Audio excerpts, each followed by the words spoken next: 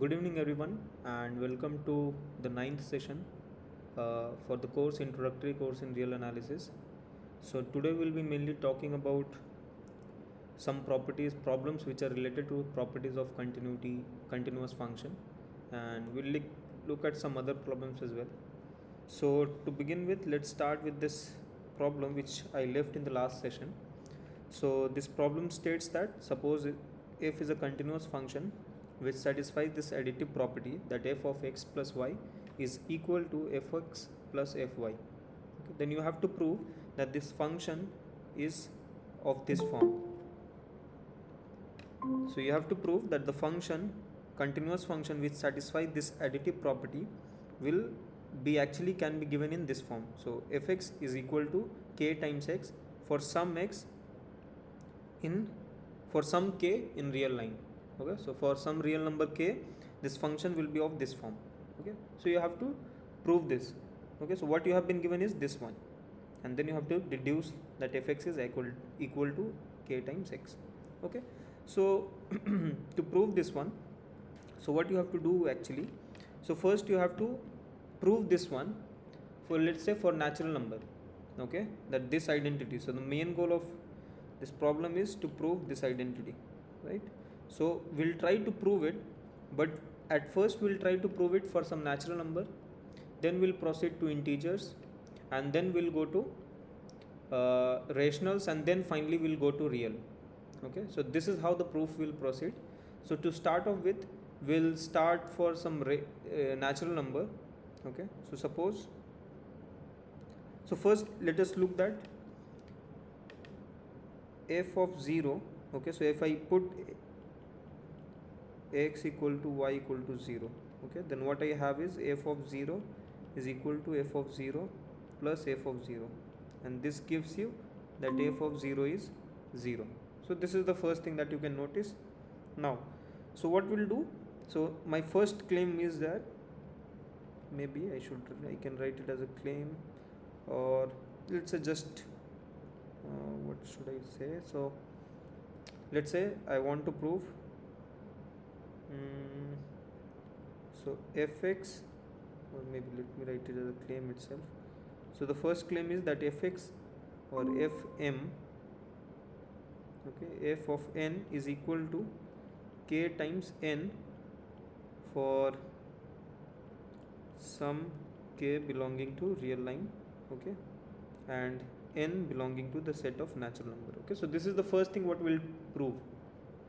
Okay, so let us put over here, so we have this identity which is given to us. So let me number it as some, or name it as a star. Okay, so what we'll do, so let us substitute x and y to be 1. Okay, so let us see what happens. So let us first put x equal to 1 and y equal to 0. Okay, then what we get is f of 1 plus 0 is equal to f of 1 plus f of 0. Okay, but this will not, okay, leave it, this does not give anything. So let us put x equal to 1, and this what should I say, or just notice like this, this is what you have, f of 1 plus 1. Okay, so if I put just x and y to be 1, what I get is f of 1 plus f of 1, right? And this is nothing but 2 times f of 1, right? So what we have got is, so this is nothing but f of 2 is equal to 2 times f of 1, right? This is what we have got. In a similar way, if you try to notice, so what we wanted to prove for f of n will have this form. This is what I want to prove. Okay, that f of n will be k times n. So I have proved that f of 2 is equal to 2 times f1, or f1 times 2, if I want to write in the above form. This is what I have written. We have got. What we can do is, we can write f of n as 1 plus 1 plus dot dot dot plus 1. This is n times, right? If I am adding 1 n times, so I'll get this. Now I can use the property, this is star, that f of x plus y is fx plus fy, and what I can get is that this will turn out to be f1 plus f1 dot dot dot plus f1, and this will be also n times, right? So this gives me nothing but this is equal to f of 1 times n, right? So what we have got is f of n is equal to f1 times n. Now this is some real number, right? You don't know the value what this f1 is, but let's say this is some k. Okay, so we'll define k as f of 1. Okay, then what we have got is f of n is equal to k times n. This is true for all natural number, right? So we have obtained the first thing, that okay, for we wanted to prove that this is true for all x in R, but as of now we have just got that this is true for all x in natural number, correct? Now we'll proceed further. Now we'll try to prove it for the integers, right? So we have proved that it is true for natural number. Now we'll go to integers. So now my claim would be, or maybe I can break into steps as well.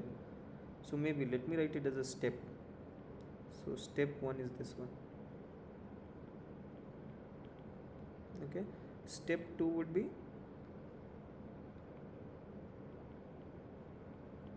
that f of n is equal to k times n for k belonging to z. Okay, so we have already proved that for natural number this is true. So this is the first thing that we have proved. Right. Now we want to prove it for integers. So what we can do is, so we know that, so let me do it in this way. So at first what we'll do, so in this additive property I want to evaluate how this function will take value at the negative integers. For positive we already know, so we want to know how it behaves for the negative integer. So what we can do is, if I put here x equal to n and here y equal to minus n, then I want to know what will be the value of this, correct? This is what I want to know. So I'll use this property. So I'll put x, so just put x equal to n and y equals to minus n for any n belonging to z in star, right? So if I put it there, what I get is f of n minus n is equal to f of n plus f of minus n, right? Now for this you know that f of 0, and I already showed you that f of 0 is 0, so this will be 0. So from here what I got is f of minus n is equal to minus of f of n, and you already know that this f of n is given as f of 1 times n, right? So maybe I should write here for not n belonging to z, but for n belonging to z minus natural number. Okay, z minus n. So I am taking n to be a negative. This n is a negative integer, that's all. Okay, so sorry, this n is a positive integer. I should write here n positive integer. Okay, or if you want this to be negative integer, okay, it's fine. I think this is the natural way. If you put n, then maybe let me put z only, z minus n. Then what I can do here is f of n would be minus of f of minus n. Okay, now you know that this minus n is positive. Okay, so this n is now negative integer. Okay, so I have removed, maybe you can remove 0 as well, because we have already concluded that what at 0 it is 0, so you can remove 0 as well from this set of integers. And then what you have got is f of n will be equal to minus of f1 times minus n, right? And this minus, why I can do that? So this is by case 1 maybe. So this is by case 1, as this minus n belong to the natural number. Okay, so we already know how it behaves for natural numbers, so we have got this, correct? Okay, now this minus minus will become 1 plus, so I can write it as f1 times n. So this is what we have got. So this implies f of n is equal to f of 1. Okay, so I should write it as k times n, right, for all n belonging to z minus n union 0. Okay, so we have got this as well. I should, So far I have covered all the integers, so natural number and then negative integers as well, right? So now we can by case, okay, by step 1 I should write. So step 1, so by this step 1 and step 2, what you can conclude is that this is true for all integers. Okay, the third step would be that I would like to prove it for the rational numbers.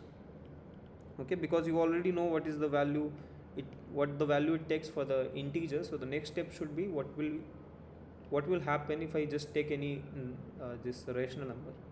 Okay, so now what I'll do, so my step 3 would be to prove f of x equals to k times x for all x belonging to q. Okay, so what I can do is, so I'll choose some rational number. So let x belong to q. Now since x is a rational number, I can write it as a p by q form, right? So then x belong to q, and let q and x belong to q given by, let's say x equals to p by q, where pq belong to z. And okay, so I can make one of them as a natural number, right? So what I can do is maybe I can choose the denominator to be a natural number. You will get to see why I am doing so. So p belong to z and q belong to natural number. Okay, and GCD of pq is equal to 1. Okay, so why I have done this q to be natural number, so that I can add this term for q times. Okay, that would make sense, and then I'll get f of p, for which I know how it behaves. Okay, so let's go to the solution direct. So from here what I can write is that p is equal to x times q, right? Okay, so p is x times q. Now you know how this, sorry, so what you know is that this q, okay, about q you know that it is a, okay, about p also you know that it is an integer, right? So you can write, you know the value of f of p, correct? So now what I'll do, I'll just try to write what is f of p. So f of p is equal to, so let me first write f of p is equal to f of x times q. Now you know what this f of p is. F of p is nothing but f of 1 times p, correct? So this is, maybe let me put it as some other color, sorry. So this is what you know about f of p. Now if I look on the right hand side, f of x times q, what one can do is, you can write this, since q is a natural number, right? So you can write that your x times q is nothing but you are adding x q times. So this can be written as f of x plus x dot dot dot plus x. You are doing this q times, correct? So this is how, this is why I chose q to be natural number. Okay, now you know how it behaves. Like I can use the additive property, that is star. So what I can get is that this would turn out to be f of x times q, right, by star, which is the additive property. So now if I combine these two, like this left hand side turns out to be f1 times p, right hand side turns out to be fx times q. So what I can ultimately write, that f of x would be equal to f of 1 times p by q, right? P by q, and which is nothing but x, right? Because x is given by p by q. So this is how I can write that f of x is this one, and f of 1 also I can write it as, this is k times p, right? This is k times p. So let me just directly write that this is k times x, right? So again we have got that this is true for any x which is a natural number. So for x belonging to q. So what we have done is natural number, integers and rationals. Now we'll go to a real number, right, which was our ultimate goal, that we wanted to prove it, that this fx is equal to k times x for all x in R, right? So this is the final step. So can you tell me like how we can go to a real number, or what is the good property about rationals or in general real number, like how does the irrational behave. So R is constituting of Q and Q complement, right? So we know how the function looks like for Q, so we want to prove it for Q complement, right? So what property this Q and Q complement have? Can you recall something?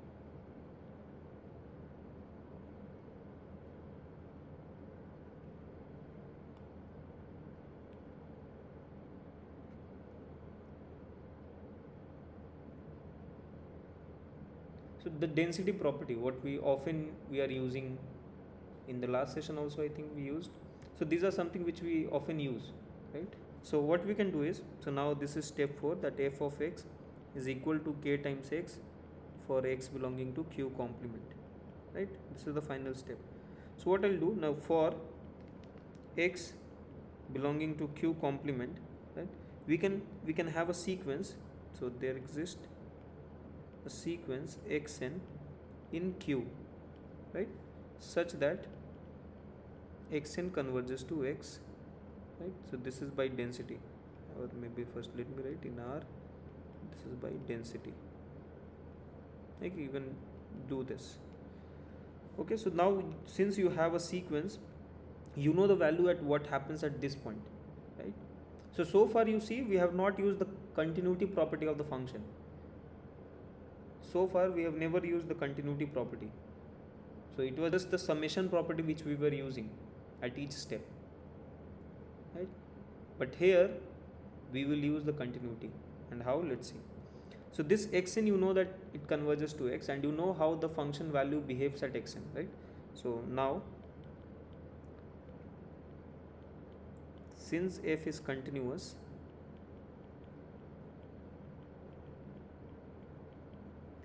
f of xn converges to f of x, right?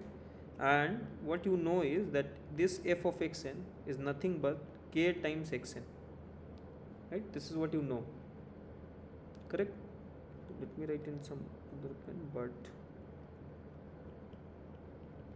f of xn is equal to k times xn, and this converges to k times x, since xn converges to x.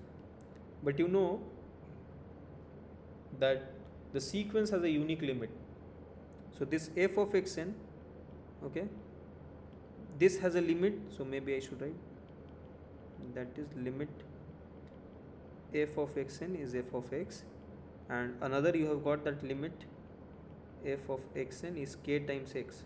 But you know that the limit is always unique, right? So by uniqueness of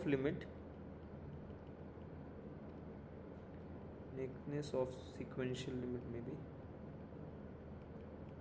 So sequential limit is just like limit of the sequence, okay? Limit, we have that this k times x, or this fx, should be equal to k times x, right? So we have got that fx is equal to kx, where x was in Q complement, right? So if I combine all these steps, we got that this fx is equal to k times x for all x in R, and this k is not very arbitrary, but depending on the function. So now we can say that this k, what we were trying to find, is basically the evaluation of the function at 1, right? You can get from here also, just put x equal to 1, you will get that k is nothing but f of 1, okay? So this is how you can deal with such problems. Okay, is this okay to everyone?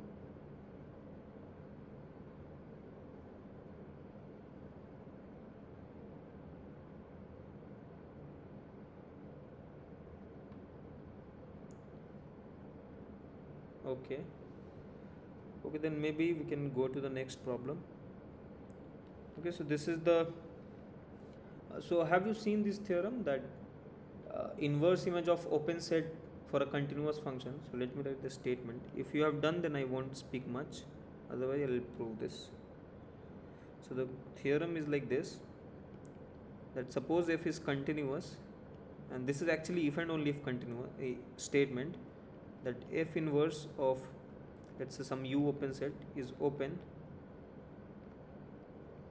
for any open set u. Okay, so I mean, so this u is obviously coming from the range space. So f is defined from some domain to some range. So from, if you take any open set on the range set, so maybe you can just think it as an open subset of R. So if you take inverse image, that will have to be open. Okay, that's all what this theorem says. So have you seen this theorem? So either you can use this theorem or maybe you can just prove directly as well.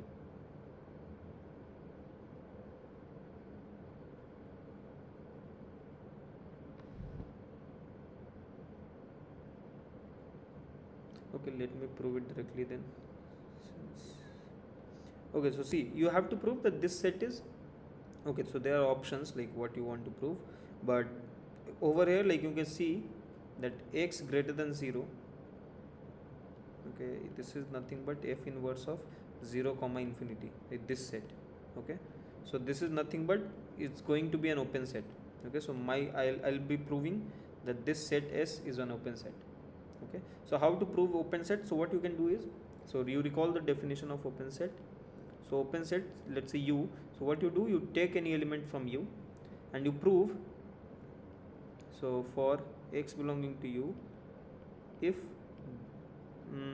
so u is said to be open, maybe I should write in this way, u is open if there for any x in u there exists delta greater than 0 such that if you take any ball or neighborhood of x, okay, then that should be contained in u. So there should exist some delta such that the ball of radius delta around that point should be contained in u.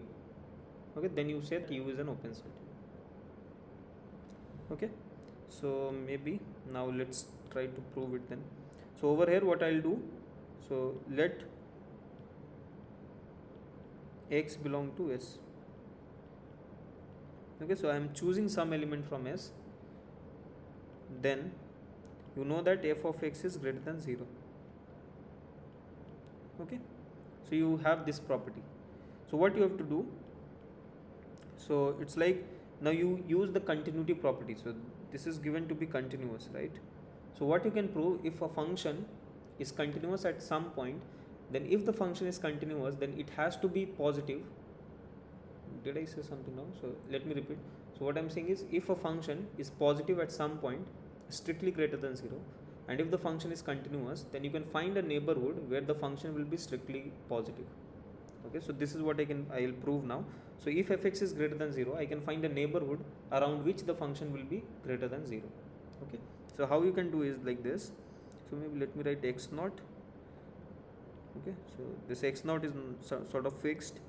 So then if x naught is greater than 0, then my claim is, or let me just use, by continuity of f, what I can conclude is, for epsilon equals to f of x naught by 2 greater than 0, there exists a delta greater than 0 such that mod of fx minus fx naught is less than epsilon if my x is close to delta close to, this is just the definition of continuity, right? So I have chosen epsilon to be like this. So epsilon has been made a choice that epsilon is like this. Okay, since it is continuous, so for this epsilon there will exist some delta for which this kind of relation will hold true. Now epsilon over here is given to be fx naught by 2. So this would imply, if you break this up, so what you will get is fx naught by 2 greater than less than fx less than 3 fx naught x naught by 2. Okay, if mod x minus x naught is less than delta. So what does this tell you? You know that this quantity is greater than 0 since fx naught is greater than 0. So this tells you that f of x is greater than 0 if my x is in this delta neighborhood, okay, be delta x naught. Okay, so this is nothing but y belonging to, Okay, so we are in R, right? Yeah, so y belonging to R such that mod y minus x naught is delta delta. So in this ball you can see that the function is positive. So this says that this b delta x naught is contained in, what was this, S, right? Because in this neighborhood the function is taking positive value, and this is what this set S is. This is how you define S. So this proves, uh, hence S is an open subset of R.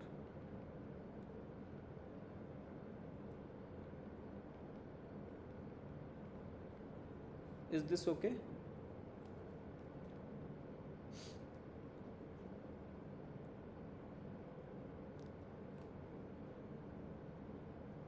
Okay. And what I was saying you initially, like inverse image of open set is open. So that is somewhere, like in some books you can see that that is how you define the function. I mean continuous function. So a function f is said to be continuous if inverse image of open set is open. Okay, so this is how you can also define continuity of a function. Okay, but when you define that, that is kind of a, you're defining on the whole domain. So there, like it's not point-wise kind of thing. Okay. Okay, so now, okay, you have this property. So you have seen this theorem, right? That if f is continuous, so let's say f ab to r is continuous, then what you know is that this tells you that f has this intermediate value property, right?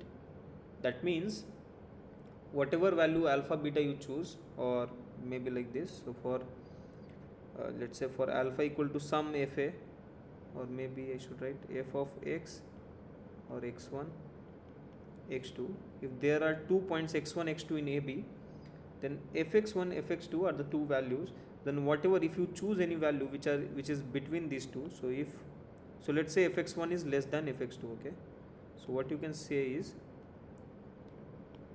that if you choose some value k between fx1 and fx2, then corresponding to this there will exist some x naught in AB such that f of x naught is k. That means if your function is taking two values, then the function will take all the values which lies between these two. Okay, and this x naught, okay, so if you want you can write the x, sorry, this should be x1 x2, okay, so it will lie between x1 and x2. It's not necessary that it will lie in the you cannot say that it can be anywhere in AB, but it should lie between x1 and x2. Okay, so I am assuming that x1 is smaller. So what it just says that if your function is taking two values, then in between all the values the function has to take, and the corresponding pre-image will also lie between these 2 points. Okay, so if your x1 x2 is like this, then this is the functional value, then it has to take, so this is y-axis, so it has to take all the values between these two, so nothing over here should be missed, and all the pre-image should lie between this x1 and x2 only. Okay, so this is the intermediate value property which you have already seen. Now here the question is that suppose your function satisfies the intermediate value property, can you say that the function is continuous? So do any one of you know the answer?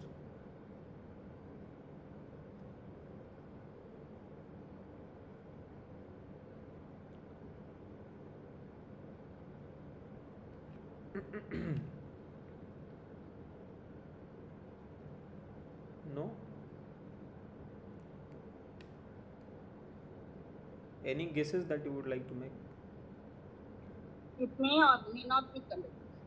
Sorry? I couldn't hear you. F may or may not be continuous.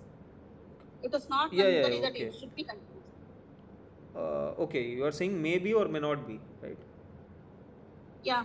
But when you say may not be, that means there are examples for which this is not true. So that means this, okay. So over here the question is to ask to prove or disprove. So here we have to disprove according to you, right?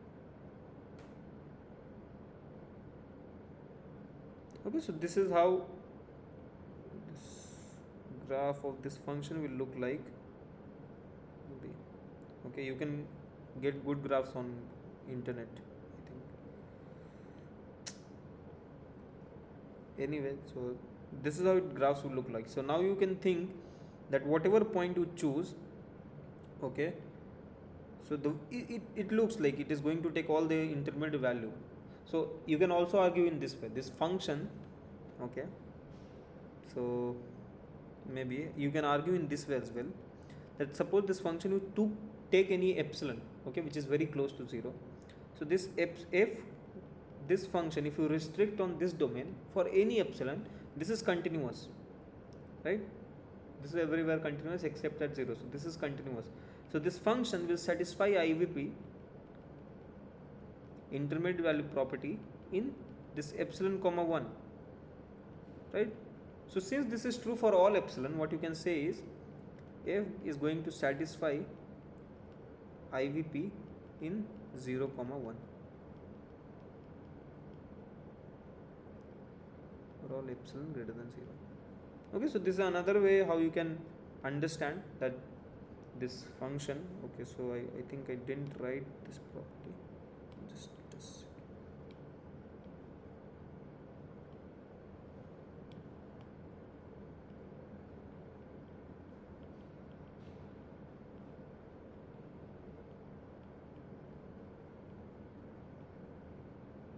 Okay, this is another argument what you can think of.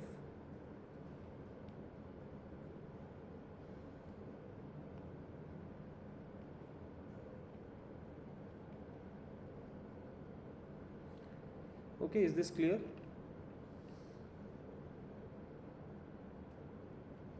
so here you don't even need openness, it's in the whole 0 1. Okay, because f at 0 is 0, so whatever point you choose, it's going to like this, right? So at 0 and whatever point you choose in between, it is going to take all the values, so there is no issue. So you can make it even close as well. Okay, but this is how you can understand, but this graph tells you very clearly that this is going to satisfy the intermediate value property.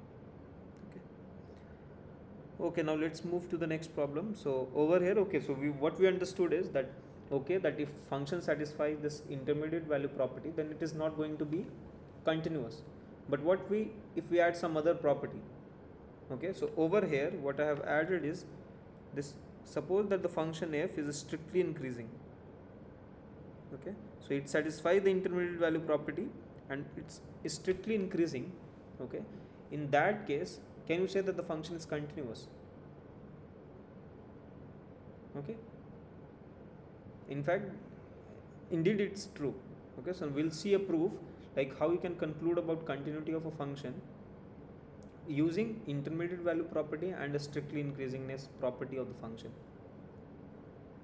Okay, so let's begin the proof. So this proof will be, I'll break this proof in two parts. Okay, so see, let me first describe. So continuity means what? So continuity means that suppose if I want to talk about continuity at x naught, so f is continuous at x naught if the first thing is that this limit x tending to x naught f of x should exist, and the second thing is that, okay, if it exists then it has to be equal to f of x naught. Okay, so what happens, this strictly increasing property guarantees you that this limit will exist in some way. I should not say it says you that this limit will exist, but what it says is, so let me write it in the claim. So maybe I can say that the first claim what I will make is that since this function is increasing, so okay, let me write. So what it does is that this left hand limit f of x, and so this left hand limit exists for, let's say, x naught belonging to a comma b, sorry, right hand limit, okay, and this left hand limit x naught minus f of x exists for x naught belonging to a comma close b. Okay, so because of this strictly increasingness property of the function, you can say that the left hand limit and right hand limit make sense for all the points. Okay, now once it makes sense, then you have to prove that the limit should exist. That means the left hand limit and the right hand limit should be equal, and it should be equal to f of x naught. So while proving this part, okay, so maybe I'll write the claim, maybe let me write all the claims. So this is my first thing what I'll prove. Okay, so over here, so this is guaranteed,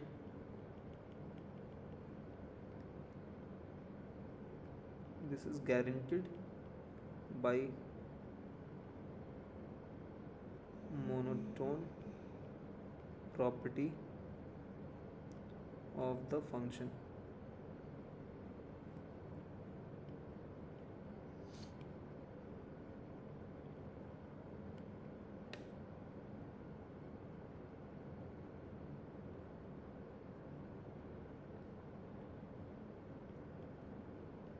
Okay, so this is how you can prove this one. Now the second part is like proving that this left hand limit and right hand limit should be equal, right? So the claim 2, or maybe let me, okay, claim 2 is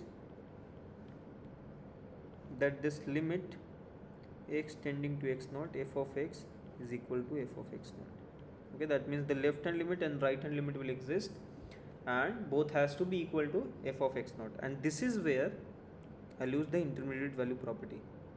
So this is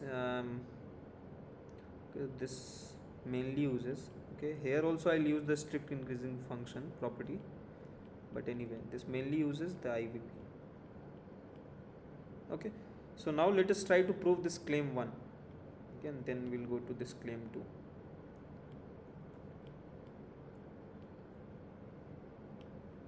Okay, so over here, in fact this exists, let me write that this exist is basically it's going to be the supremum of that function in that interval. So exist, and this is equal to the supremum of f of x, where x is from, so I am taking right hand limit, so I'll go with x belong to x naught, sorry, x naught comma b, sorry, b will be closed, and here, since I am talking about right hand limit, just a second, since it is increasing, it has to be infimum, sorry, here it should be infimum, and here it will be supremum of x, where x is from a to x naught f of x. Okay, so this is the first thing what we will try to prove now. So maybe I'll just prove one of them, and the second one it can be done similarly. Okay, so maybe let me prove, so let's say I'll prove this one. Okay, so I'm saying, let me use some other color, so so I'm dealing with this one. Okay, so x whatever, so let me say like supremum, so first let me denote this supremum x belonging to a comma x naught f of x by u. Okay, so I am denoting this my supremum, and let's say limit I am denoting by limit x going to x naught minus f of x, let me denote it by L. Okay, then I don't even need this, let me see what happens. So let's say this is the supremum, so what I can do is, so this supremum, what does it tell? So the first thing is that we have to guarantee that supremum makes sense for this set, right? So you notice that first thing, that for if you take x in this domain, okay, so for x belonging to a comma x naught, what you can say is f of x, since it is strictly increasing, what I can say is that the function fx is always going to be less than or equal to fx naught, right? Since f is increasing.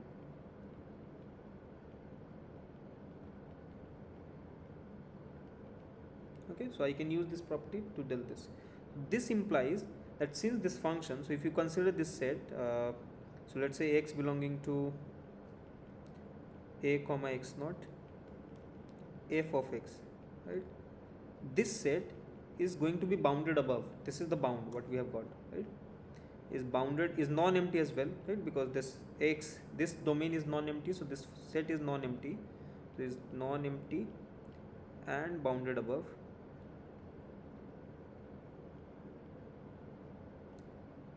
Bounded above, right? So what does this tell? This tells you that supremum of this set will exist. So supremum x belonging to, okay, then I will say that let supremum, okay, then it would be sensible to say denote the supremum. So this implies the supremum of fx.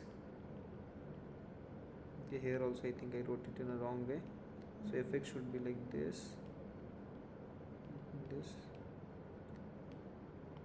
okay, where x belong to this, right? So the supremum of this set exists, or maybe let me denote it by u. So u equal to this exist. Okay, so now this supremum exists. Not what we have to prove is that this limit is going to be this supremum value. Okay, so now you know the property of supremum. What does it mean? That supremum is the least upper bound. So if you decrease a bit from that supremum value, there will exist the point x for which the functional value will be greater than this decreased value. That means, so for any epsilon greater than 0, there exists x in a comma x naught such that f of x, okay, is, or L minus epsilon is less than or equal to f of x, right? This is by just the definition of supremum, right? So you are increasing the lower bound, upper bound, then this decreased value is not going to be an upper bound. So that means there will exist some x for which this L minus, I mean this functional value will be greater than this L minus epsilon, right? So this is what, screen is not visible. Is it with everyone or just with you? Others can see the screen? Yes, sir. Okay, then I think it's your issue. Maybe you can just disconnect and then join the meeting again. I think that would help probably.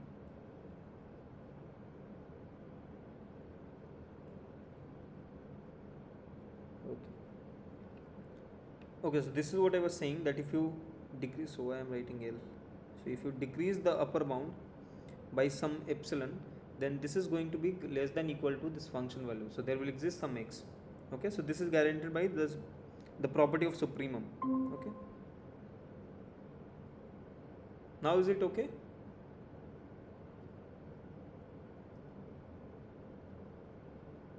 I think there's some issues with us. Okay, anyway. So this is what it tells you. So now let me rephrase it in next line. So what it tells you, that okay, anyway you can rewrite this as, so you know fx is less than equal to u because it is upper bound, and hence it is less than equal to u epsilon. So what you can write this as, fx minus u is less than epsilon if my x, okay, so what I can write is, maybe let me write it in the form of delta so that I can conclude. Okay, so there exists x, so let me say this is some x1. Okay, there exists some x1 in this interval a comma x naught, okay, such that this thing happened. Now what you can write it as, so I will denote this x1 So this x1 is what? So this is, let's say, a, this is x0, x1 is lying here. So I can write this x1 as x0 minus something. So I will denote this x1. So let x1 equals to x0 minus delta, where delta is positive. Okay, so where delta will lie between 0 and at max what you can take is x minus a, x0 minus a. This is the maximum value what it can take, right? So this is, I am just rewriting this x1. So x1 I am writing in terms of x0 and some new variable delta. Okay, so this is how you can write this. So now I can say that if my x1, okay, is, or no, let me write in this way.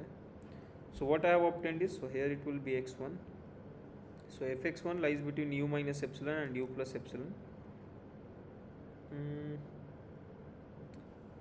Okay, what else you can do? Maybe let me vary it. So what I wanted is, so let me first write what I wanted, then maybe I can conclude easily. So see, what I wanted is that this fx minus this u, okay, so this is my goal, and I want to prove that this thing should be equal. So fx minus the supremum should be less than epsilon if my x, okay, is on the right hand side of x0.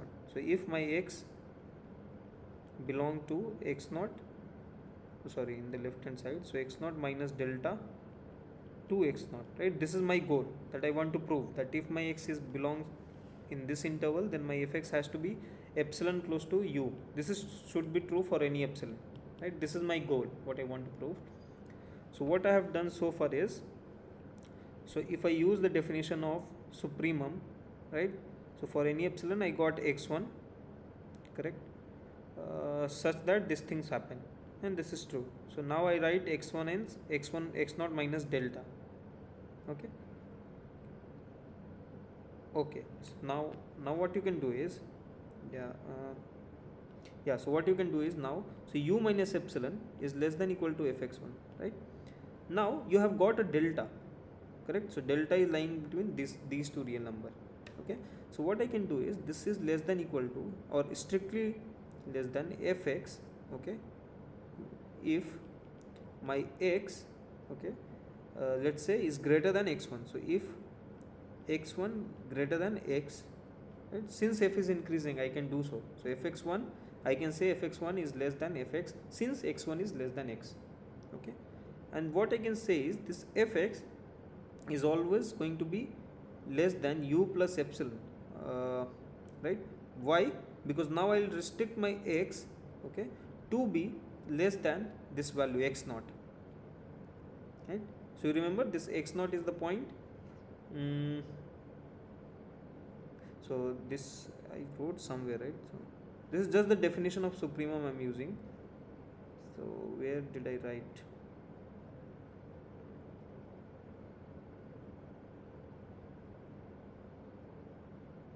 Okay, anyway, so let me state here itself. So this x is less than x0, okay, suppose, then what you can say is that f of x is less than f of x0, and you know like this, that x, this thing supremum if you take, so I think, yeah, so this is the supremum, right? So okay, so just from here I will just state that from star, right, because this is the supremum. So you can even write this is less than a u, okay, just because you are in this interval, so x belonging to this interval. So this is the supremum value, so this is going to be less than equal to u, and this is less than u plus epsilon. Okay, so this is true if my x is lying between x1 and x0. Okay, so this is true if x is lying between x1 and x0. Now since, so now what I can do, so now I think it should be clear, like I am almost here. So I'm just, what I'll do, I'll just remove this fx1 from the picture. Okay, so what I can say is that u minus epsilon less than f of x less than u plus epsilon if my x is, so x1 I can replace by x0 minus delta, x less than x0. Okay, so and this is what it proves, right, and hence we are done. correct? So I'll just remove this slide. Okay, so this proves that limit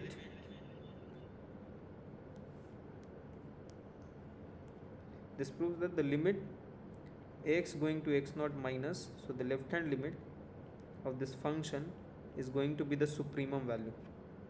Okay, and similarly you can prove the other one as well. Okay, so see, I have nowhere used the intermediate value property. I have just used the fact that function is increasing. So this is the place where I have used, so since f is increasing, okay, and here I have used to make sure that the supremum exists. Okay, okay. Now let us come to this fact that now using this IVP property, I have to conclude that this left hand limit and the right hand limit has to be the same, and both has to be equal to f of x naught. Okay, so this is where the intermediate value property will be useful. Okay, so now what you can do is, so one thing you can notice, so now maybe I can name, now I think I should name it as L and M. Okay, so maybe, so let me say this is the upper bound, so limit, so what I should write is, so suppose limit, so my goal is to prove this. So see, when I'm, so this is my AB, so when my x naught is some intermediate value between A and B, then obviously this left hand limit, right hand limit both make sense. But when I am at A, only right hand limit makes sense. When I am at B, only left hand limit makes sense. Okay, so considering these two, I'll try to deal in a general situation. So my first goal, so maybe let me write goal 1, would be that I'll prove that this limit x tending to x naught plus f of x is going to be f of x naught.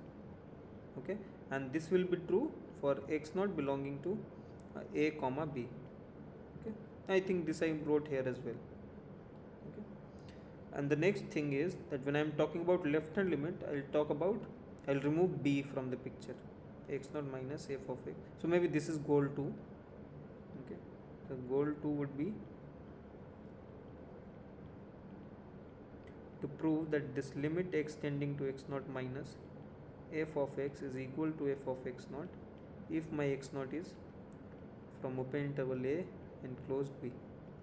Okay, so these are the two goals that if I prove these two, okay, then obviously when if I take in the open interval a b, then this both has to be same and equal to f of x naught. Okay, so again, like you can deal with both the cases similarly, so I'll just prove any one of them. Okay, so maybe I'll prove this, and this can be proved similarly. Let me use some other color over here.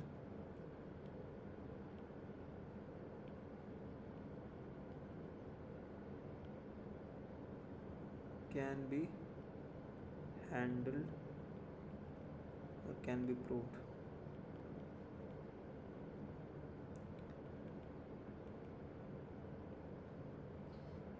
In a similar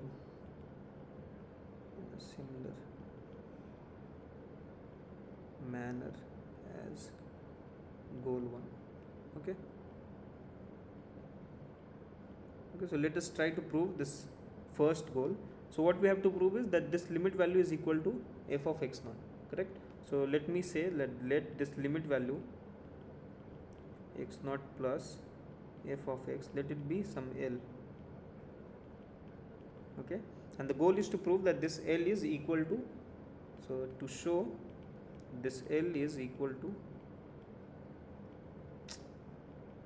f of x naught. Okay, so the first thing what you can notice, like that we are talking about the right hand limit. Okay, so x is always going to be greater than equal to x naught when we are talking about right hand limits, right? Now since the function is increasing, what you can say that this f of x is greater than equal to f of x naught, right? Since f is increasing, correct? Or maybe should I include x naught, or let me say x greater than x naught? Okay, fine. Then fx is greater than x naught. Now this will imply that if I take limit, okay, both side f of x, then this is greater than equal to f of x naught, right? So in generally we have seen this kind of result for the limit, but it's true for left hand limit or right hand limit as well. Okay, so since the function is greater than f of x naught, so maybe through picture you can see that this is, let's say, x naught. So if you are taking any value which is greater than this, so fx is like this because it's increasing. So this x as converging to x naught. Okay, so this limit value is always going to be greater than equal to this. Okay, so this is how you, I mean, this is something that you already know, that maybe I can write in this way, that this fx, or in the sequence we have at least seen that xn greater than equal to yn, then this limit of, if it, even if it is strictly increasing, then limit of xn is greater than equal to limit of yn. In a similar, I mean, fashion, you can look at this just left hand limit or right hand limit. Okay, so this is something that you already know. So this limit value is going to be greater than equal to f of x naught. This is for sure. So that means L is greater than equal to f of x naught. But what you have to prove here is that L is equal to f of x naught, right? So we have to somehow contradict the other thing. Okay, so since maybe, so if suppose, if possible, okay, suppose that this L is not equal to f of x naught. So suppose L is strictly greater than f of x naught. Okay, you assume that L is strictly greater than f of x naught. What you can do here is, so let me say this is 1. Okay, because this is what will play a role in giving us a contradiction. Okay, so now you see that suppose this is f of x naught and this is L. Okay, since this is strictly, L is strictly greater than this, you can find some epsilon, so that if you, even if you add something in this f of x naught, it will still be less than L. Okay, so that's all I'll write. So let, or choose, maybe choose epsilon greater than 0 such that this L plus, sorry, f of x naught plus epsilon is less than L, or in other words you can say that f of x naught is less than L minus epsilon. Okay, so let's say this is 2. Now what you do, what you know that the limit, but since I'll just use the definition of limit x going to x naught plus f of x, you know that this is going to be f of x naught, right? So this is the just, sorry, why it's f of x naught, this is equal to L, right? This is what we have assumed. Now we have some epsilon in our hand. Okay, so, or maybe let me say epsilon naught, just because epsilon is something which we generally use to denote any natural number. So this is some particular epsilon naught what we have chosen. So for epsilon equal to epsilon naught, there exists delta greater than 0 such that this fx minus L is less than epsilon naught if x belong to x naught comma x naught plus delta. Okay, that means if it belongs to a right hand neighborhood of x naught, then this function has to be less than L. This difference has to be less than epsilon naught. Okay, now what does this gives you? This gives that L minus epsilon naught less than f of x less than L plus epsilon naught if my x is in x naught to x naught plus delta. Okay, so here you can use this interval also. So maybe I can say that this intersection AB, so that it does not go outside the interval, okay, outside the domain. So that's why I'm including this intersection AB. Okay, so this is what you are getting from the definition of limit. Now what you further know that this fx naught is less than L minus epsilon naught. So maybe you can say this is 3. Then what you can say is that let, or okay, so maybe here okay, so by 2 and 3, let me just 2 and 3, I'm just combining this. So what you have is f of x naught is less than L minus epsilon naught, and this is less than f of x, where okay, so x is again like, I think I should choose some x1. So first let me choose some x1, then it will make sense, because x is a general element which is lying here. Okay, so now I'll choose some x1 from this domain. So let, and make it fixed kind of. So let x1 belong to this x naught plus delta intersection AB. Okay, then what we have is, then by 2 and 3, what we can say is this. Okay, that fx naught is less than L minus epsilon naught, and this is less than fx1. Okay, so I've just chosen one element from here. Why? Just to use the intermediate value property.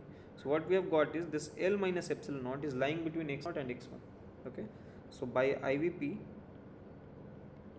there exists some x2 belonging to, okay, so you can clearly see that x1 is greater than x0. So I am writing x0 to x1 such that f of x2 is going to be equal to L minus epsilon naught, right? So this is how I am just using the IVP property. Now, so let me rewrite this. So what we have gotten so far, so let me say this is, let's say 4. Okay, so now from where can we get contradiction is,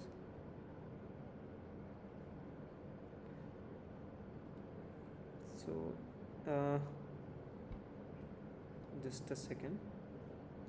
So I've got this fx2 is equal to this. Okay, so what I can say, okay, so maybe, so this is the first thing. Now the second thing is that this x2, if you notice, it is in x0 comma x1, right? And this x0 comma x1, if you see, this x1 is lying in this interval, right? So this x0 comma x1 is going to be a subset of this thing. So x0 to x0 plus delta, and then intersect with AB, right? So this x2 is also lying in this domain, and so I can use this 3. Okay, so by 3 what I get is that L minus epsilon naught is less than f of x2. Okay, so let me say this is 5th.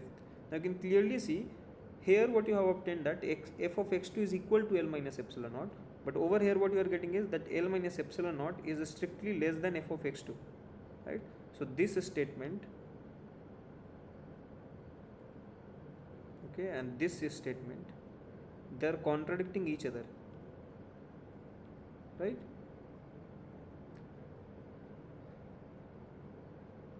Okay, so I'll repeat anyway, but at this point you can see that this 5 and 4 are contradicting each other, correct? So what you can say is, so hence and this was possible because I assumed this thing. So maybe what, let me add one more slide. So this 4 and 5 contradicts each other. Okay, hence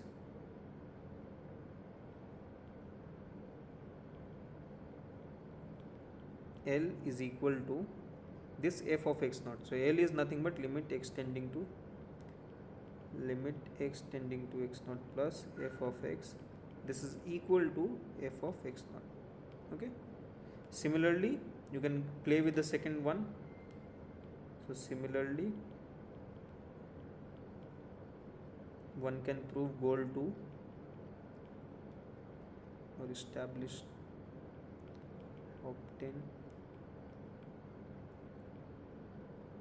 goal 2, that is limit x tending to x naught minus f of x is equal to f of x naught. So maybe let's say this is star 1, this is star 2, and then you can combine these two.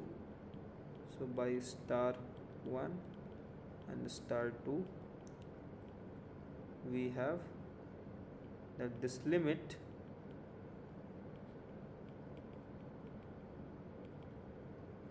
okay. So I'll just repeat once what we have done so far. So the first claim was easy. Okay, so using the property that the function is increasing, okay, what we have obtained that the left hand limit and the right hand limit will exist for all the points. Okay, and the left hand, so you can imagine this by picture as well. So maybe suppose this function is increasing like this, right? So at some point, let's say this is x naught. Okay, then obviously when I'm talking about this left hand limit, it is going to be the supremum which is of this set, right? So if you look at the supremum f of x, x belonging to let's say a to x naught, then obviously this limit is like this, going like this, right? So it will converge to the supremum value at this point, right? So this is something what you can guess, and then what we have proved that because of this increasing property, okay, this left hand limit is going to be the supremum, and the right hand limit, if you look from here, obviously it is decreasing. So as you are approaching, so it will converge to the infimum. Okay, since the function is increasing, as you are coming from above, it is decreasing. I mean, not decreasing in that sense, but the value is decreasing of this function. This function is increasing, but if you are coming from this direction, this value is decreasing, and it will converge to the infimum value. Okay, so this is what you can prove. So just by using the property that my function is an increasing function, you can easily conclude these two things. Okay, so here we have done nothing, we have just shown that this supremum makes sense because it is bounded and non-empty set. Now just using the definition of this supremum, we have somehow obtained, so using the definition of supremum and using the fact that my function is increasing, we have proved that this limit value is equal to u. Okay, there is nothing, we are just using the definitions, nothing very non-trivial. Now in the second claim, what I was saying that, okay, so far we have said that, okay, the left hand limit and the right hand limit for each point makes sense, and it exists and makes sense. Okay, now the second goal would be that, okay, I want to prove that this left hand limit and the right hand limit both has to be same and both has to be equal to f of x naught. So this is the second claim. So I want to prove that this right hand limit is equal to f of x naught, the left hand limit is also equal to f of x naught. Okay, so once you understand how to prove this can be done similarly. So now let us look how we can prove that this right hand limit is going to be f of x naught. So the first thing what we notice that since my function is increasing, so for any x greater than x naught, f of x is strictly greater than f of x naught. Now just take the right hand limit. Okay, so this right hand limit is also going to be greater than or equal to f of x naught. Okay, since my fx is greater than f of x naught. Okay, now this tells you that the limit or the right hand limit is going to be greater than or equal to f of x naught, but what you wanted to prove is that they has to be equal. So we can prove it by contradiction. So assuming that suppose it is strictly greater than f of x naught, then I can choose some epsilon naught for which this will happen. Okay, now since this limit is equal to L, I can use the definition of limit to reach here. Okay, so I have obtained a delta for which this property holds true. This is just the definition of right hand limit. Okay, now I have used the same epsilon what I obtained here. Okay, then what I have seen that this f of x naught is less than L minus epsilon naught, and is less than f of x1, where x1 is in this neighborhood. Okay, just by the definition of limit. This is nothing but just by the definition of limit. Now using IVP, what I can say is that there exists x2 such that this will happen. This value will be attained by some point. Okay, but this x2, since I am choosing from x0 comma x1, okay, So since x2 is in this domain, what you can say is that f of x2 is greater than L minus epsilon naught. So these two things, okay, the definition of limit and the intermediate value property, these two are contradicting each other. Okay, and this is how you can say that this limit has to be equal to the evaluation of the function at that point x naught. Okay, I know it's a bit complicated, but anyway, the proof is not too difficult. You just have to use the definition of the limit properly and try to get at the contradiction using the intermediate value property.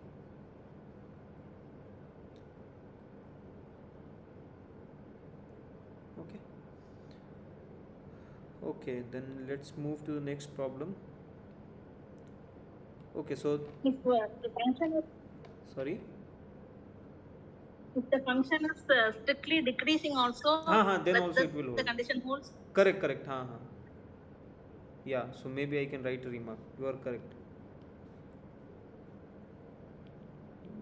Remark would be that if f is monotonically decreasing or strictly decreasing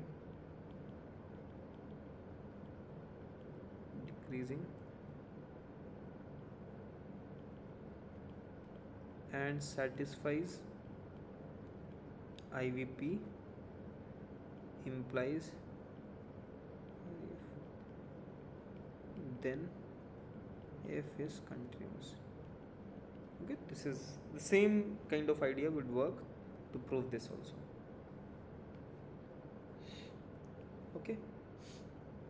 Okay, now let's come to this problem.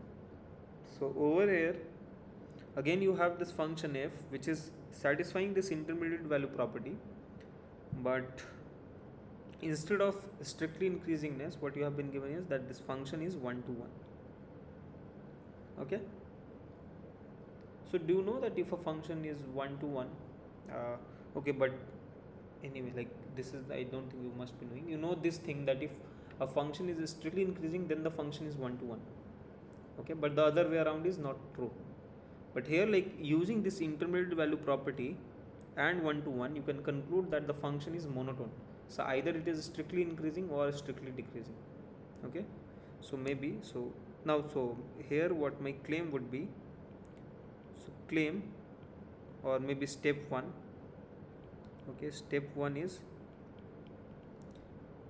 that f is monotone, so either increasing or decreasing, so I am not mentioning that. Now once f is monotone, then using this, so then step 2 is obvious, that using, or maybe let me write as a claim, f is continuous, then assuming this claim,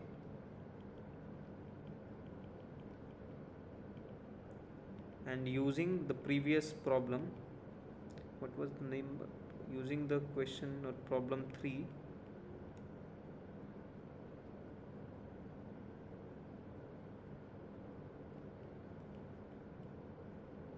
one can conclude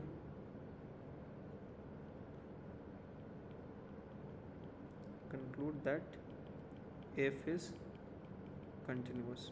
Okay, so we have to just prove this claim, so I'll just prove of claim.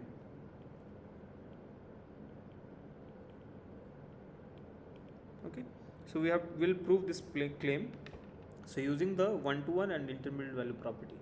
Okay, so what you have to prove is, so see, this f of is defined from AB to R. Okay, now you know that the function is 1 to 1, so since a is not equal to b, f of a is not equal to f of b. Okay,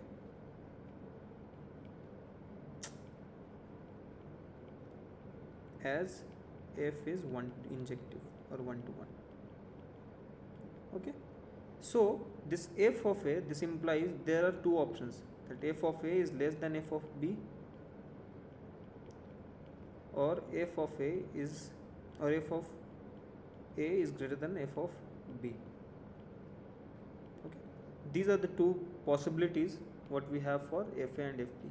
Now the claim is that, so let me say, So these are the two cases. So maybe I can write, so case 1, okay, when f of a is less than f of b. Okay. So the point is that when this happens, then the function, so what it says that f of a is here, f of b is here. So what it says that in the whole interval it will be increasing.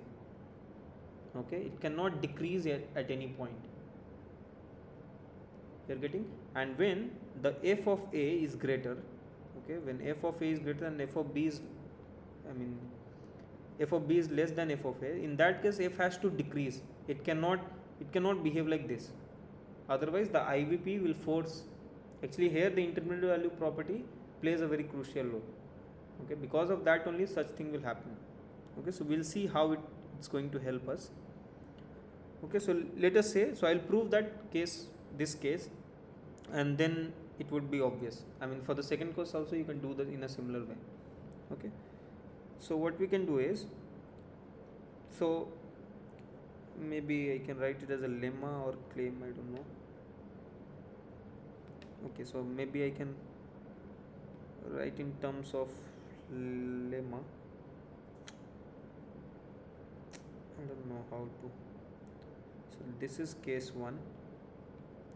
Okay, for this case I'll write as another claim. Maybe the claim is like this.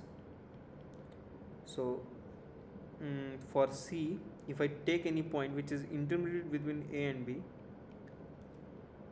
for C belonging to AB, FC belong to FA comma FB. Okay, so this is my claim 1.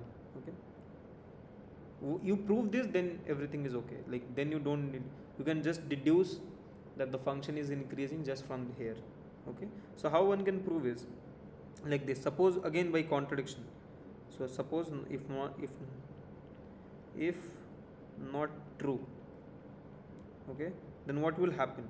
So there will be two possibilities. This FC either stays behind f of a or either goes out of this interval, right? I mean, exceeds f of b. So there are two possibilities.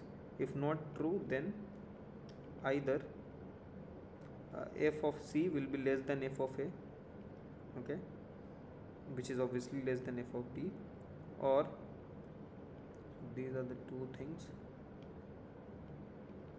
then either this or f of a is less than f of b, and this is f of c is greater than f of f of b.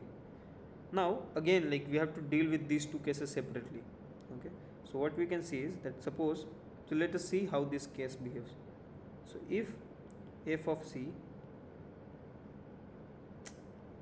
is less than f of a and is less than f of b, then what you can say that this f of a will be also, so I mean by IVP there exists some other point. So what should I say?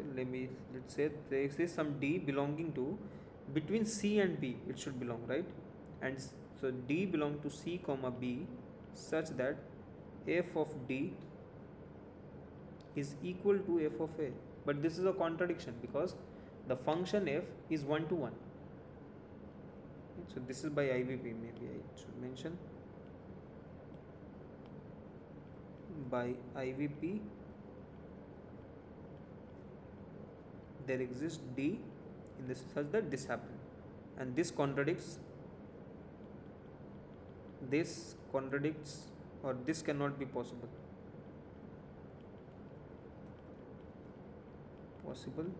as f is injective, right?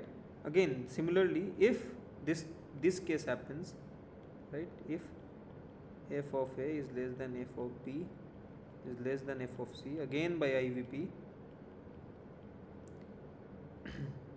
then by IVP there exists some e belonging to a comma c such that f of e is equal to f of b. Again, this is not possible.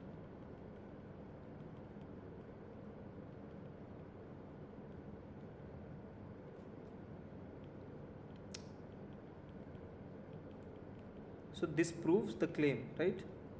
So hence the claim is done. Okay, so maybe this is the first thing. Now you can easily deduce from here that f is increasing. Okay, so you see how. So what we have obtained is that if you have 2 points and if a point is lying between these 2 points, then the functional value will also lie between these 2 points. Okay, so what you can say is this one. So suppose if I take any point, let's say x, so I am using x1, so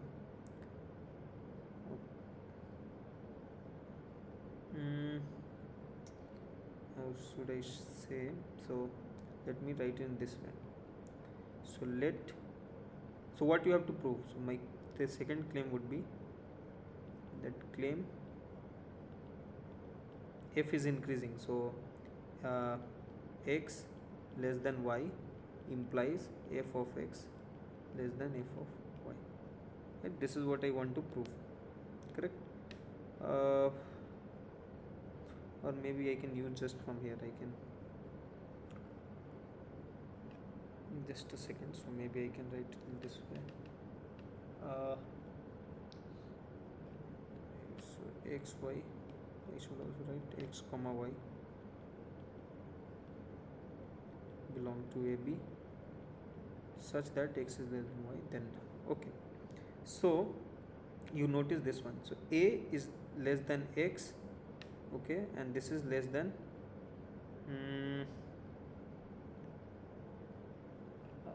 y, okay, less than b, let's say, okay. Then this tells you that f of A is less than f of x less than f of b, right? Because, so maybe I should write more precisely. So you see here, here you have to assume these two things. So when fa is less than fb and c belongs to this, then this happens, correct? So we have to use these two facts. So over here, this x is lying between a and b, and f of a is less than f of b. So these two things imply that this will happen. Okay, now what you can do is, so you know f of a is less than f of x, correct? No, f of x is less than f of b. So now you notice this point, that x is less than y, okay, and this is less than b, and f of x is less than f of b by this, okay. So let me 1. So by 1 we have this. So now this will imply that f, oh sorry, I used,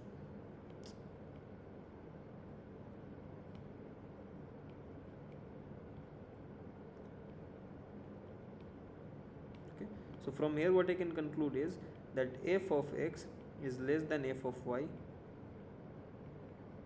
and this is less than f of b, and this is what I wanted to prove, that fx is less than fy, correct? I think it's okay now.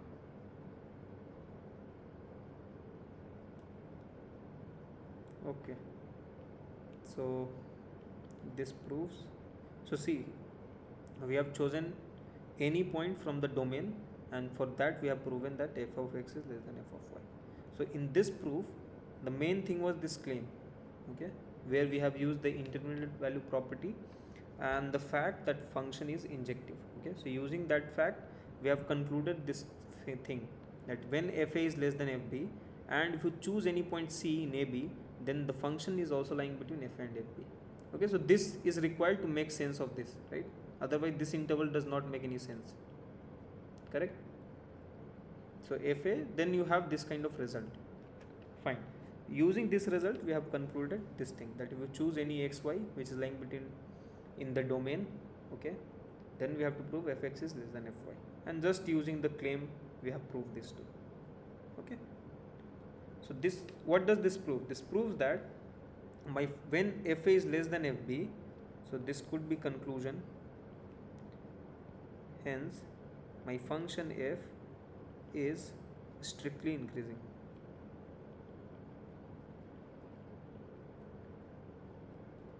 Okay, this is what we have obtained here. So when my fa is less than fb, we have obtained that f is strictly increasing. In the same way, when you take case 2, that is fa is greater than fb, so maybe case 2 would be fb is less than fa. Okay, in this case, similar to case 1, using arguments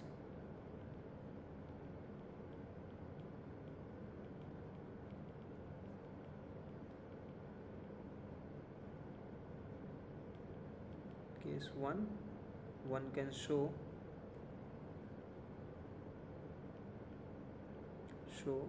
that f is strictly decreasing. Okay, in the same spirit you can prove this also. Okay, I think it's again lagging a bit anyway. Okay, so this is what this proves, that the function f is going to be either increasing or decreasing. And once you know that it is either increasing or decreasing, and you also know that that function satisfies the intermediate value property, then from there you can conclude that the function has to be continuous. Okay, this is what I have written here. Okay. Okay. Is this clear to everyone? Yeah. Okay, now let's move to the next problem. Okay. So here what has been given to you, that suppose you have two functions, okay, both are continuous and they both matches at the rational numbers. Then from there you have to prove that it will match on the whole real line. Okay, so for two irrational they cannot take different value, right? And here also, like, we have already used that kind of argument in the first problem where we like using the density. So here we'll use the same argument what we did in the first problem to conclude this. So how we can do is like this. So you already know that they are matching at the rational number, right? So what you have to do is you have to go for the irrational number. So let x belongs to r minus q. Okay, then there exists a sequence. Okay, so consider one sequence. So consider a sequence xn in q such that xn converges to x. Now f of xn is equal to g of xn for all n, right, since xn belong to q. And now if you take limit, so passing limit, okay, so why we can pass the limit? Because the function is continuous. So maybe this goes to f of x, this goes to g of x, and the reason being g is continuous. As g is continuous, and here as f is continuous. Now again, they both are the same sequence, right? If I denote this is yn, so yn is f of xn, g of xn. The sequence converging to two different points, that cannot be possible, right? So again, by uniqueness of limit,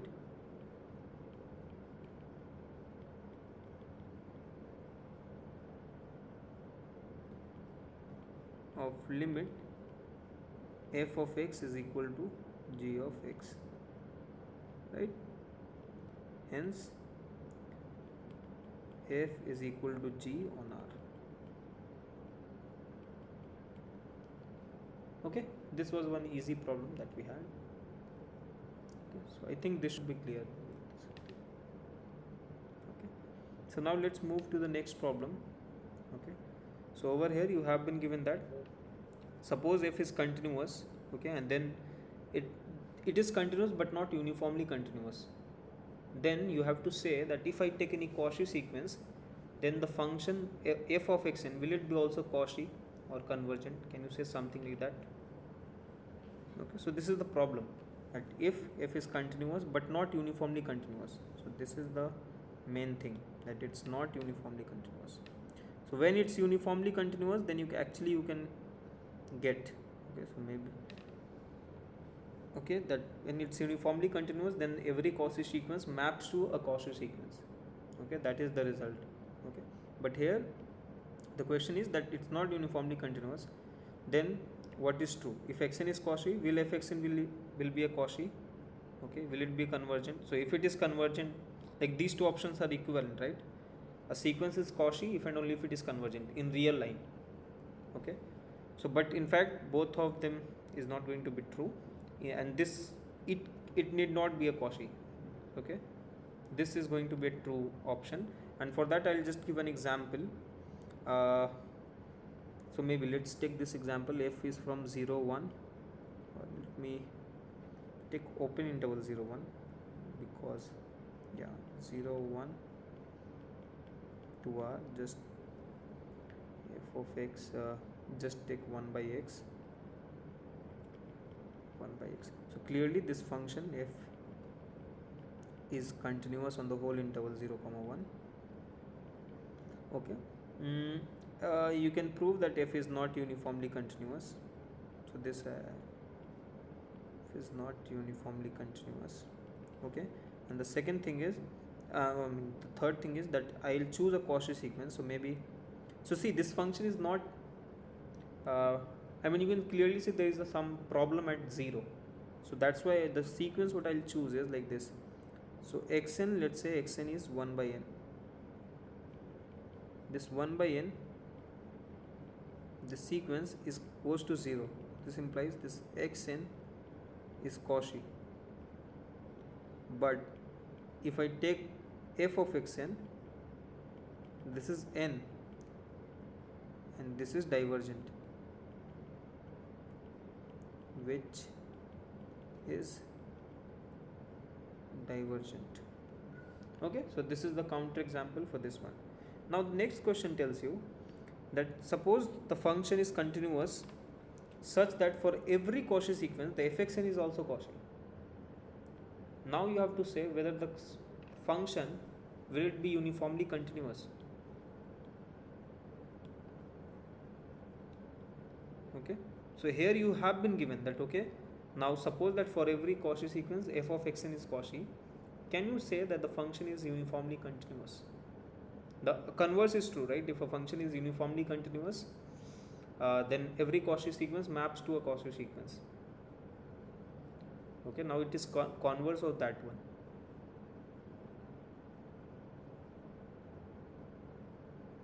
The answer is that it's not true, and again here you can cook up some counter example, and you can look at this example maybe. So let's say f, you define it on the whole r, okay, whole r to r, f of x equals to x square. Okay, so clearly you can see f is continuous r. Okay, and you can also check that f is not uniformly continuous.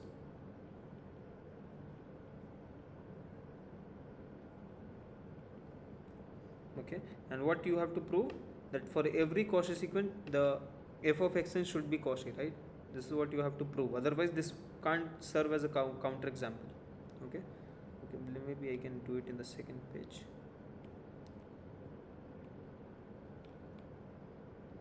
So this is for the second one. Okay, now how to prove this one? So suppose I take a xn, okay, xn a Cauchy sequence, right? Then this will tell me that xn is converging to x. I mean, some like xn is convergent. Now this will tell me, since my function is continuous, this will tell me that f of xn is convergent as well, and this will tell me that f of xn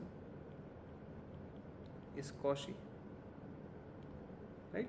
So since my function is continuous, I can say that for, so maybe I can write this one as the second point. Okay, so f is continuous, and for any sequence, Cauchy sequence, f of xn is also Cauchy, right? And this tells me in R, and this gives me a counter example. Okay, so these are the two examples what you can give for these two problems respectively. So is this clear?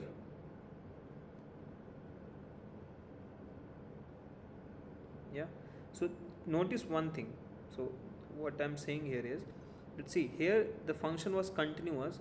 So using the continuity of the function, see here over here, just using continuity of the function, I'm saying that every Cauchy sequence maps to a Cauchy sequence.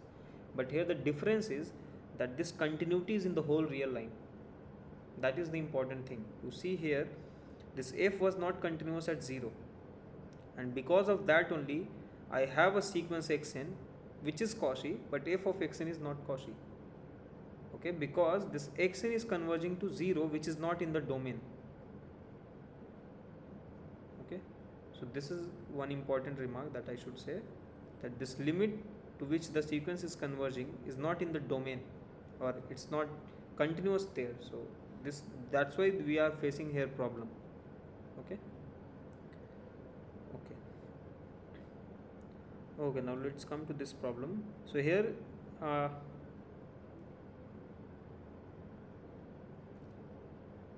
okay, so here what you have been given, that here we had that for every Cauchy sequence xn, fxn is Cauchy. Then we found an example where it was uniformly continuous, where it was not uniformly continuous. But here we are not asking for uniformly continuity, we are just asking for a continuity of the function. So if for every Cauchy sequence in R the f of xn is Cauchy, then the function is continuous. You can prove this. Okay, and the other way around is also true, right? That if f is continuous, then you take a Cauchy sequence, then it is convergent. So it should be in the whole R. Okay, that's the one condition. But over here we have to just prove the one direction. So here it's you have been asked to prove or disprove, but here actually the result is true, and the proof is very easy. So I'll go through it quickly. So to prove continuity, what you want to prove, that if I choose any sequence xn which converges to x, then fxn has to converge to f of x. So this has to be true for all sequences. So let xn be any sequence in R. Okay, we are taking any general sequence. This implies that xn is Cauchy. Okay, but from here, like, we have to define something else. So let me give one argument. So see, xn is Cauchy is so xn be any Cauchy sequence in R such that be any convergent sequence, maybe such that xn converges to x. Okay, so that's another way of writing. So see, xn converges to x. Okay, you have to prove that f of xn converges to f of x. Now from here what I can say is xn converges to x, so xn is Cauchy. Okay, from here what I can say is that f of xn is Cauchy. That from here I can say that f of xn is convergent, but I don't know that f of xn will converge to f of x. That I cannot be sure, right? I know f of xn will converge, but to what point I don't know. Correct? This is the issue here. So for that what I need to do is, so the argument would be same, but here we can do a bit of change. So now I'll define a different sequence. So yn, so define a sequence yn given by, so yn is equal to xn if n is even. Okay, and you take x if n is odd. Then from here what you can say is this sequence yn, so yn, okay, just say that this yn will converge to x, right? So this yn is Cauchy. Again, now the same argument will go. We'll go to the same argument. Yn is Cauchy. This implies f of y f of yn is convergent, I mean Cauchy. So this is given to us, right? Because now from here I can say that f of yn is convergent, right? Now f of yn is convergent. This implies f of y2n, okay, maybe is convergent, and f of y2n minus 1 is convergent, right? Both the sequence will converge, I mean subsequences, correct? Now note that f of y 2n minus 1, if you see, what is f y 2n minus 1? That means yn, I mean, when you are taking odd integer, then you know that yn is equal to x when n is odd. So this is nothing but f of x, correct? So this is converging to f of x as n goes to infinity. It's just a constant sequence, correct? And this implies is convergent, and so this is convergent and this is convergent maybe, and both limits should match, right? And this limit f of y to n is equal to limit f of y to n minus 1, since it is convergent. So I can say these two things. Now using this star,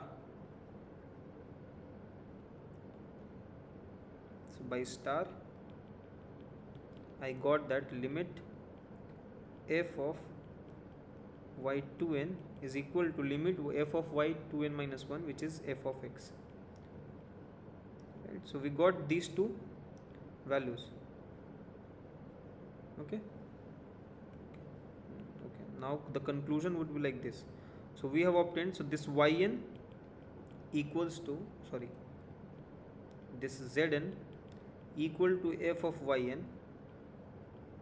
So consider this. So what you have obtained is that z2n minus 1 and z2n both converges, and limit of z2n is equal to limit of z2n minus 1. This implies that zn is convergent, and limit of zn, okay, and the limit will also be same, right? So limit of zn is equal to limit of z2n minus 1, which is equal to z2n. So this proves that is f of yn converges to f of x, and this proves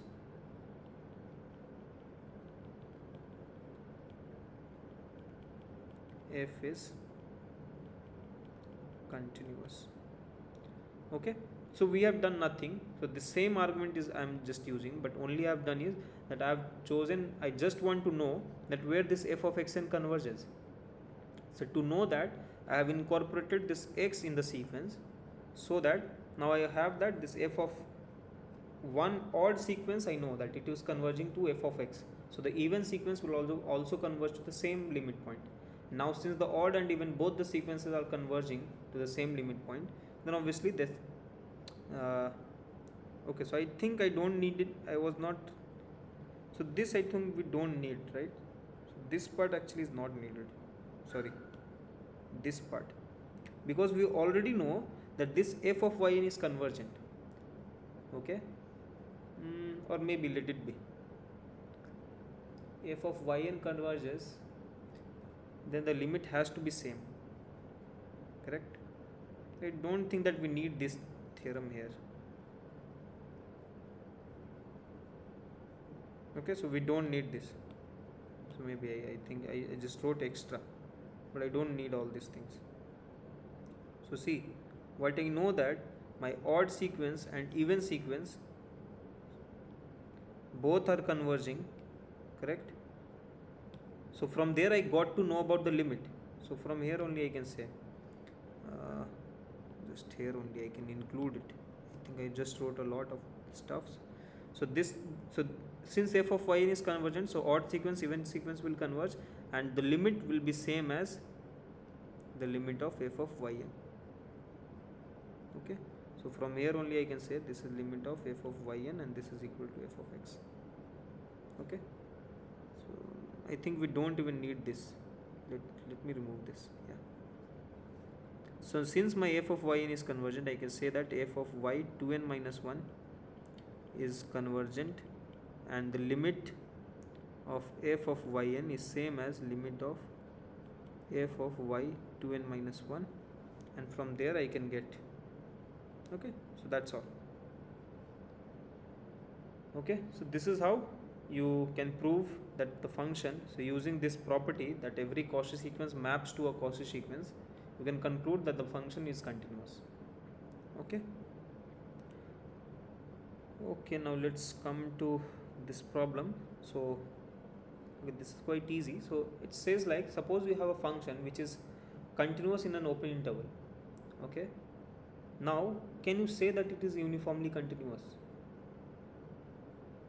The answer is not in general, right? We just have this example, f of x equal to 1 by x. We know it's continuous in 0 1, but it's, in fact, you cannot even define at 0, so there is no meaning of uniform continuity, but still you cannot say, so this is continuous on 0 1. Okay, so this option is actually invalid at all, because you cannot even define at 0. If you have this value at a and b, you don't know whether f of a makes sense also or not, so you cannot talk about uniform continuity on this closed interval. So this option is anyway false. Okay, now the second option says that if limit exists, okay, then f is uniformly continuous on a and b, and this is in fact true, right? So maybe I can write, actually this f is not just f, it's a new function kind of. Okay, so I should not say it's the same f, but it's kind of extension, so I'll just mention what I mean by that. So see, you have this f a comma b is continuous, sorry, f of a to b to r is continuous. Okay, now you know that this limit x tending to a plus f of x exists, and both to b minus f of x. So these two limit, you know that it exists. So from here what you can say is, you can define a new function gx, okay, where this limit x tending to a plus f of x, when x is equal to a, you define f of x when x belong to a comma b. Okay, then you have limit x tending to b minus f of x, okay, where x is equal to b. So maybe I can say this is f bar. Okay, so what you are doing at a and b, you don't know whether the initially you were not given that at a and b there is some meaning of function at all or not, but what you know that the limit exists. Now when the limit exists, actually you can extend it to the end point, so you can define at a and b in this way, so that now once you define it in this way, then this clearly tells you that f bar is continuous on AB, right? Because here it was continuous, and at this point you have defined it equal to the limit, then obviously it has to be continuous. Here also in the same way, that you have defined the function value to be the left hand limit, so it has to be continuous at that point. So that means f is continuous on AB. Now you know this property, that a function continuous on a compact set is uniformly continuous, right? So this tells you f bar is uniformly continuous on AB, right? So since continuous function defined on compact set is uniformly continuous, or closed and bounded. I think, I don't know whether you know compact or not, but closed and bounded interval maybe, and bounded set is uniformly continuous. So you got this one. Now the second thing is that if limit exists, then there exists a continuous function on the whole R. So here we have just extended this function on closed interval AB. Now what you can do is, you can do a bit more. I'll just copy this one.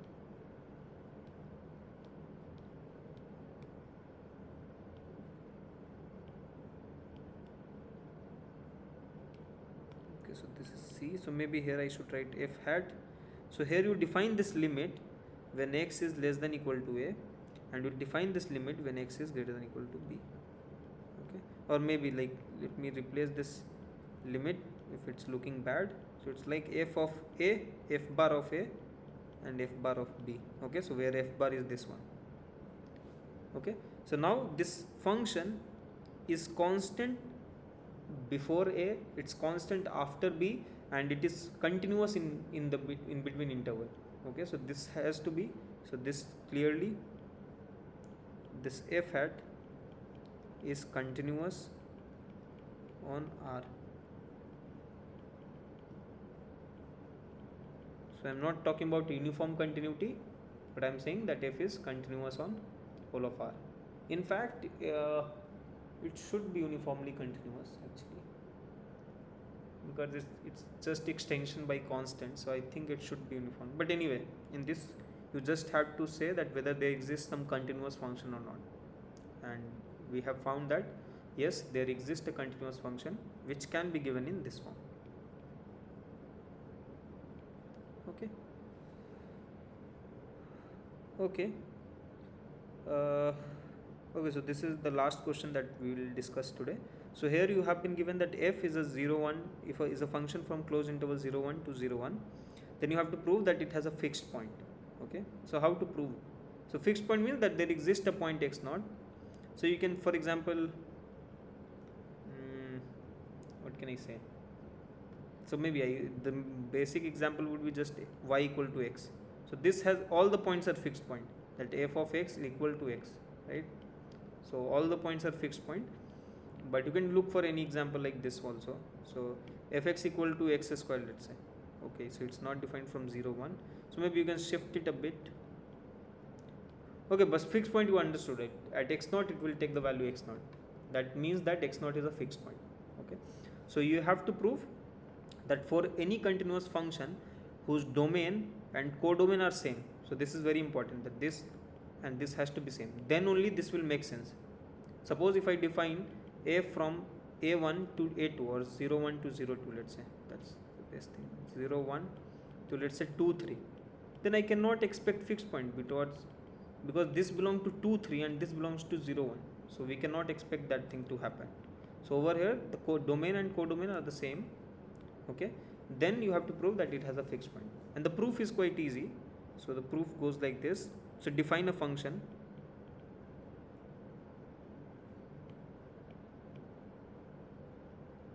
So define a function g, okay, from 0 1 to 0 1, given by g of x is equal to f of x minus x. Okay, so what does it tell? So clearly g is continuous, right? And also you see that 0 is less than equal to g of x, because fx, I am just saying that the range of g is also 0 1. Okay, so maybe you find a function g on 0 1 given by this. Okay, so I'm just now I'll prove that the range is also 0 1. Okay, so clearly you can see f of x, how should I say that, okay, so f of x, you know that it is greater than equal to 0. Okay, and x, you know, is less than equal to 1. So fx minus x is greater than equal to, just a second, it need not be 0 1, just a second, I no, the range would not be 0 1, because if I take x equal to 0, then obviously it's not going to help. So I don't think we even need that. Okay, I don't need that. Okay, so I don't know what the range would be. There is some range. Okay, so what I can do is define, let's say, what is g at 0. So g at 0 is f of 0 minus 0, which is f of 0. I know this is greater than equal to 0. What is g at 1? G at 1 is f of 1 minus 1. Now f of 1, you know, it can take at max 1 and the value of f1. So it is less than equal to 1 minus 1, which is 0. So g at 0, so where should I write? Yeah, so g is continuous and g at 0 is greater than equal to 0. G at 1 is less than equal to 0. So by IVP, what we can say, so g is continuous and it takes this positive value and negative value. But here one thing has to be make sure that it is Okay, so one case would be that g at 0 is 0 and g at 1 is 0. Okay, but when you have, okay, so maybe I can divide it into two cases, three cases in fact. So case 1 is g at 0 is 0, then this says that 0 is a fixed point, right? So 0 is a fixed point, is a fixed point. Okay, so what I can say is now case 2 tells me that g at 0 is greater than 0. Okay, now g at 0 is greater than 0 means, and g at 1 you know is less than or equal to 0. Okay, so g at 0 is positive and g at 1 is either negative or it is equal to 0, right? Oh, just a second. No, this does not prove that. Okay, just a second. G at 0 is 0 means I should write one more line, then it would be clear. 0 means f of 0 is equal to 0. This implies 0 is a fixed point for f. Okay, maybe I could write the second case also. So case 2, let me say that case 2 would be let g at 1 is 0. So this will tell me that f of 1 is equal to 1. So this will tell me that 1 is a fixed point for f.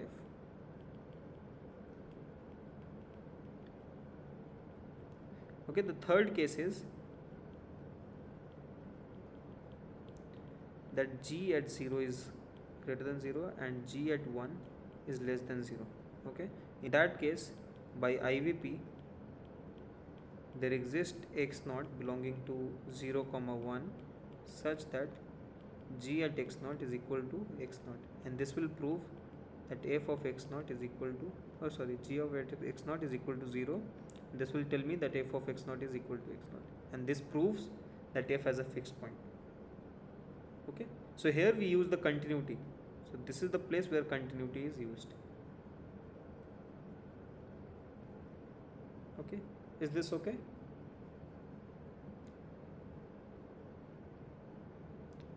Okay, then that's all for today from my side. So see you next week then. Okay, bye.